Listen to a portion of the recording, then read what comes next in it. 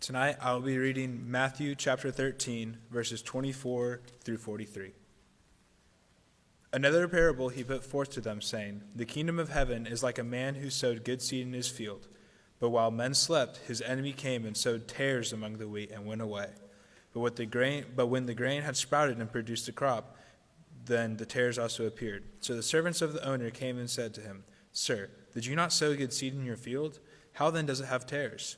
He said to them, An enemy has done this. The servants said to him, Do you want us then to go and gather them up? But he said, No, lest while you gather up the tares, you also uproot the wheat with them.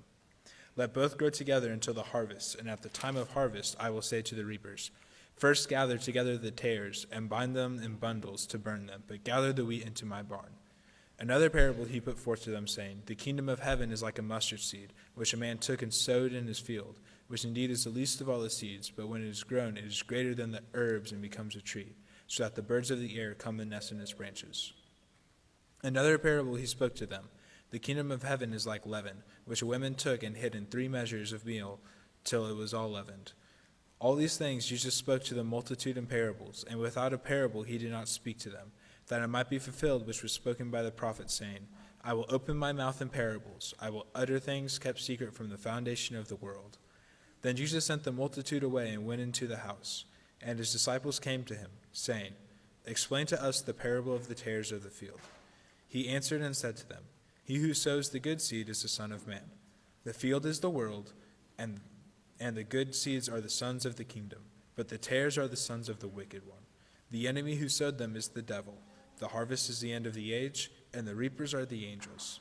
Therefore, as the tares are gathered and burned in the fire, so it will be at the end of this age. The Son of Man will send out his angels, and they will gather out of his kingdom all things that offend, and those who practice lawlessness, and will cast them into the furnace of fire. There will be wailing and gnashing of teeth. Then the righteous will shine forth as the sun in the kingdom of their Father. He who has ears to hear, let them hear.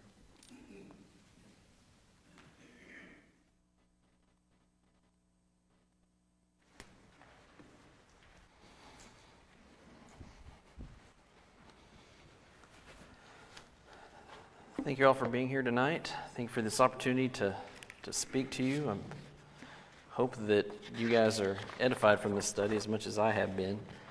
I lucked out and managed to find a PowerPoint theme that has wheat in it, so it went perfectly. I just got lucky there. I didn't expect to find anything. So anyways, tonight we'll be continuing our Life of Christ study. We're going to study, obviously, the parable of the wheat and the tares. If you guys were here a couple months ago, the last time I spoke, I taught about the parable of the net. This is very similar to that parable. We find it in the same chapters, the parable of the net. They have a lot of similar themes to them. Both of them are kingdom of heaven parables. They have some common details, some common language in them about the judgment. But there are some differences in them. So there's some things in the parable of the wheat and tares that we can study and learn that are not in the parable of the net. So aside from the obvious difference of one is about fishing, the other one's about farming, there's a little bit difference in the two in terms of the emphasis of each parable. The emphasis of the parable of the net was really focused a lot heavy on the judgment and on those who were judged to be evil and what would happen to them, whereas the parable of the tares seems to have a little more positive focus, more focus on those who would be judged righteous. So let's read the first part of this. When Jesus gave this, he gave the parable itself, and then later on in the chapter he gave an explanation. So let's just read the parable again, and then we'll talk about it a little bit. So Matthew 13, verses 24 through 30. Another parable he put forth to them, saying, The kingdom of heaven is like a man who sowed good seed in his field. But while men slept, his enemy came and sowed tares among the wheat and went his way. But when the grain had sprouted and produced a crop, then the tares also appeared. So the servants of the owner came and said to him, Sir, did you not sow good seed in your field? How then does it have tares? He said to them, An enemy has done this. The servants said to him, Do you want us to then go and gather them up? But he said, No, lest while you gather up the tares, you also uproot the wheat with them. Let both grow together until the harvest. And at the time of harvest, I will say to the reapers, first gather together the tares and bind them in bundles to burn them, but gather the wheat into my barn. So just to kind of summarize this parable, what we see here is a man sowed good seed in his field. At night, an enemy came into his field and sowed bad seeds among the wheat while everybody was sleeping. The servants wanted to gather up these weeds. They wanted to get them out of the field, but the man who owned the field said no. Both the wheat and the tares he wanted to grow together until the harvest. And then at the harvest, the weeds would be collected, tied into bundles and burned, and the wheat, on the other hand, would be gathered and brought into his barn. So, as I mentioned earlier, this is another kingdom parable. If you were here last time for the parable of the net, what we saw then is the same here, and what's similar to most of these kingdom parables is that they start off with this first phrase, the kingdom of heaven is like. And like the parable of the net, you want to immediately say whatever follows that phrase must be what the kingdom of heaven is like. So in this case, it's a man who sowed good seed in his field. But that's not what the kingdom of heaven is like. The man who sowed the good seed is not representative of the kingdom. It's the entire parable, this entire story represents some aspect of the kingdom that Jesus wants to teach us about. So before we get too deep into this, let's quickly talk about what wheat and tares are. Wheat, everybody around here should be pretty familiar with wheat, but not so much with tares. Weeds, sometimes this is referred to as weeds. Tares is a little more specific weed. There's a weed in the Middle East that is now called darnel, and that's really what tares is referring to. And some things about darnel is one of the things about it is it's a poisonous weed. If it were to get mixed in with the wheat and ground up into the wheat when it's made into flour, if enough of that's in there and it gets baked into bread, then the people who eat it would get sick, or they could even die if there was enough of it in there. And darnel was so bad to have in your wheat that there was actually a Roman law back in the day forbidding people from sowing darnel in other people's wheat fields. It was illegal to do that. So that kind of also supports the premise behind this whole parable, that this was a realistic situation that Jesus was teaching these people who had agricultural background, that they would be familiar with this situation. Another thing, wheat and darnel look very much alike when they're young and immature. You can see this top picture. When these plants are green still, they look very similar. It's not until later, as they mature and start turning yellow and the fruits bloom, that you can really see a noticeable difference between the two. So that's another reason why the sower, the man who owned the field, didn't want these pulled out prematurely, because the people pulling them would have a difficult time discerning which was wheat and which was tares. Another thing we learned from this is that the darnel would intertwine the roots with the wheat that was next to it, or any plant that it was next to. So the sower was concerned with pulling these out, and that the roots that would be intertwined with the wheat roots would pull out the wheat as well and kill the wheat.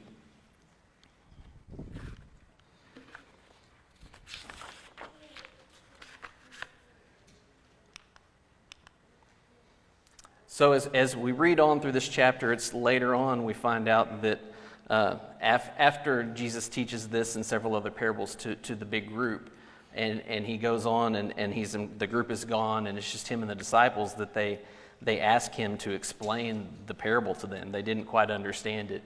I think they understood what he was talking about in terms of the wheat, but not necessarily how it related to the kingdom of heaven. So he starts his explanation in chapter 13, verse 37, and it's really his explanation's in two parts. The first half, he defines what the different elements of the parable represent. So It's the this is that. And then the second half, he gets into more depth of, well, this is, now that you know who all the characters are, what all the objects are, this is what it means. These are the implications. So first we'll start out with the symbolism, what the things mean. So we'll read that first half of his explanation here in verse 37. It says, he answered and said to them, he who sows the good seed is the Son of Man. The field is the world. The good seeds are the sons of the kingdom, but the tares are the sons of the wicked one. The enemy who sowed them is the devil. The harvest is the end of the age, and the reapers are the angels. So it's very cut and dry. This is that. The man who sows good seeds is the Son of Man. So I put together a little table, just kind of keep my thoughts straight. I love tables. So on the left hand, you've got the symbol, what is in the parable, and then here what he explains it to be, what that symbol represents. So first, he explains the sower of a good seed is the Son of Man. So anytime Jesus refers to the Son of Man in the Bible, every time he refers to the Son of Man, he's referring to himself. So in the parable, Jesus is the owner of the field. And then next he says that the field is the world. And so Jesus' audience, when they're thinking the field, this parable about the kingdom of heaven, they're thinking most likely in terms of the kingdom of heaven that it would be some sort of renewed Israel, that their Messiah was coming and he's going to lead them in overthrowing this Roman rule and bring about this new nation, a new Israel. They were expecting some land with borders, but here we learn the kingdom is the entire world. It was a borderless kingdom that extends throughout the entire world. So it's not exactly what they were thinking. For us, it's easier for us to think about this, to read this and think that the kingdom of heaven is referring to the church. And here it's very clear it's not the church. It is the field is the world. The kingdom of heaven extends throughout the whole world. The church is only part of the kingdom of heaven. The kingdom of heaven is the reign of God across the entire heaven and earth. The good seeds represent the sons of the kingdom.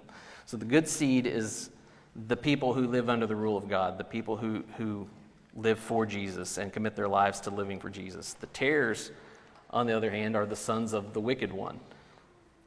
These are the people who, like the wicked one, place themselves on their own throne and rule their own lives rather than submitting to their Creator. The enemy we read is the devil.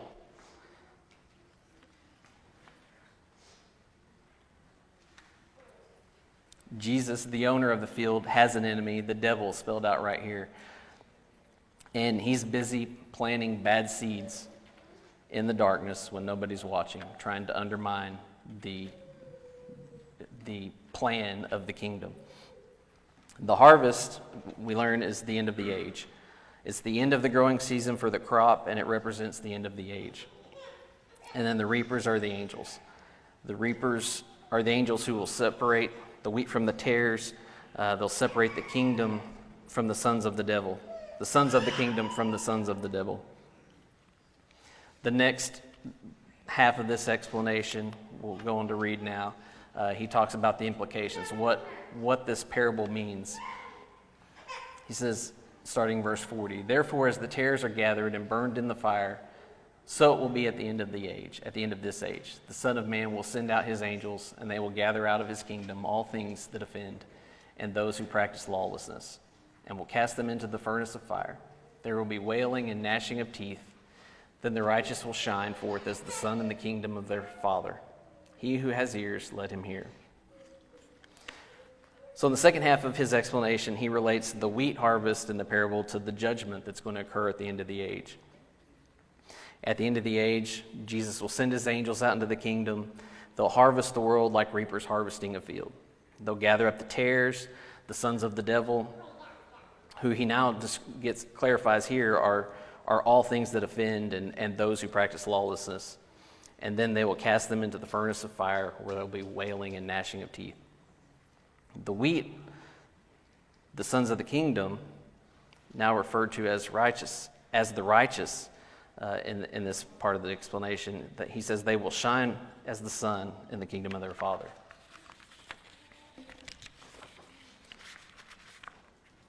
So I was fortunate enough, there's of all the parables that Jesus taught, I read there are 3 of them where he actually gives an explanation that's recorded in the Bible. So I was lucky enough to draw one of those. So fortunately for me, hopefully I don't stray too far from the true meaning of this parable. Don't get anything too wrong.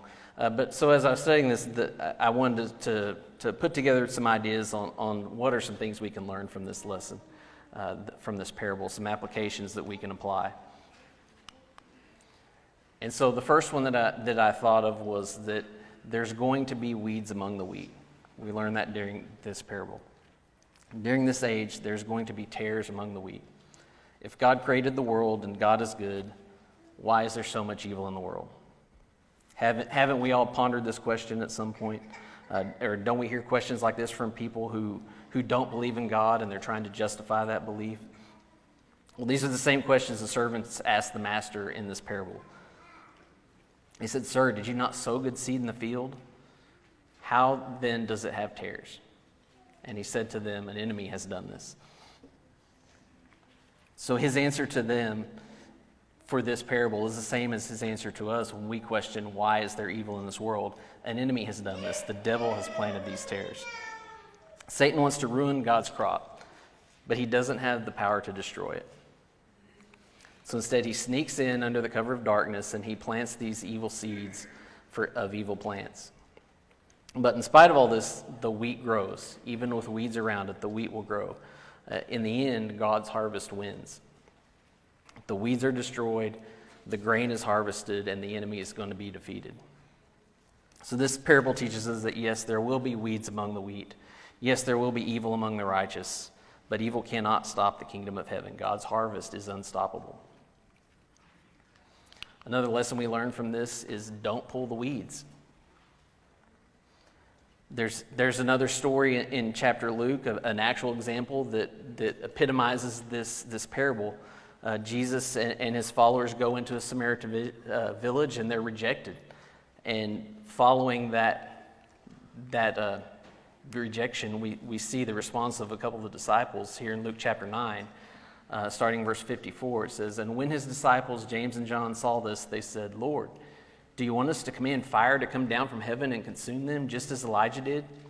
But he turned and rebuked them and said, 'You do not know the manner of spirit you are of. For the Son of Man did not come to destroy men's lives, but to save them.' And they went to another village." Just like the servants in the parable, James and John judged these Samaritans to be tares. And he asked Jesus for permission to pull these weeds, to pull them out of the field by raining fire down from heaven on them. But Jesus rebuked them for wanting to destroy the Samaritan weeds that rejected Jesus.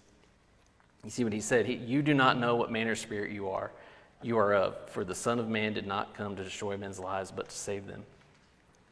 Jesus' mission is to save lives, and anyone claiming to follow Jesus needs to take up that same mission.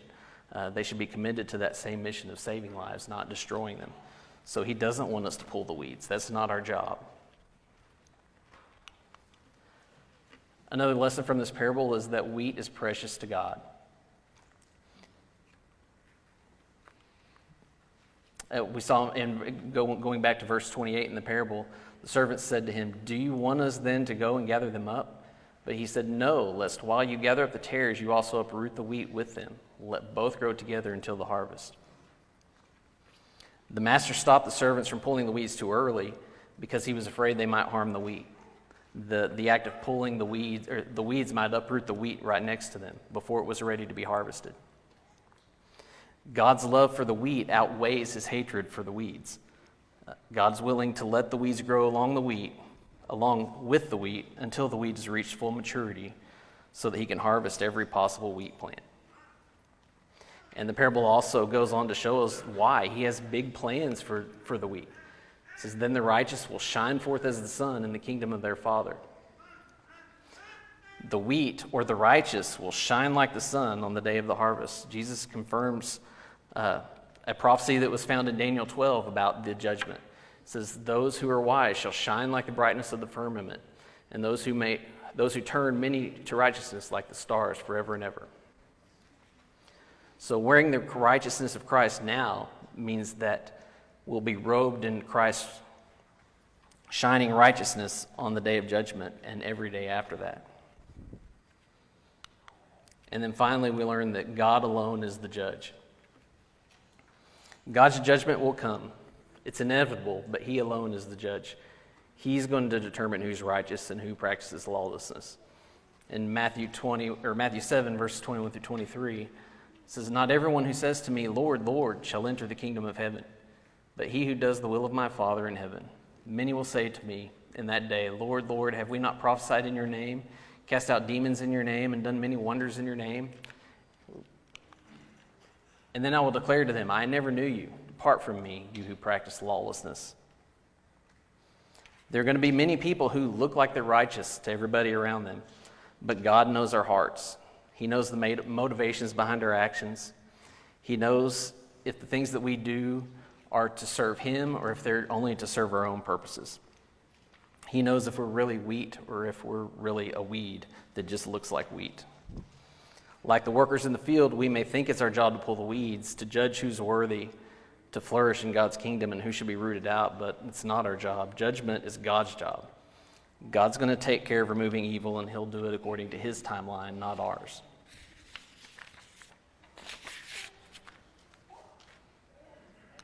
So it's come to a close that I can't beat Jesus' conclusion to this parable. At the very end of his explanation, he says, he who has ears to hear, let him hear.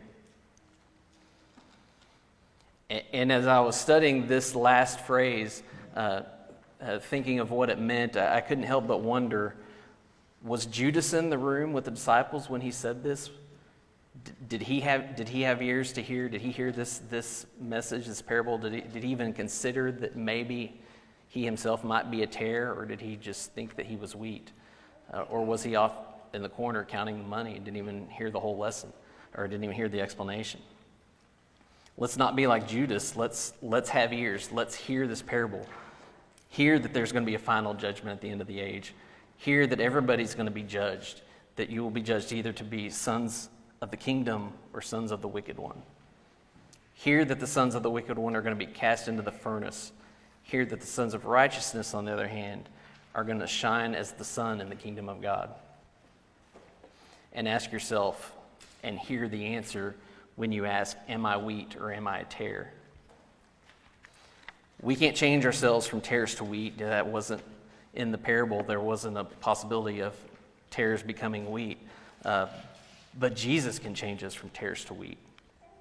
So if you're here today and you think you're a tare and you want to become wheat, we have this baptistry back here. We can help you with that process. Or maybe if you're here and you think, you know what, most days I look a lot like tare.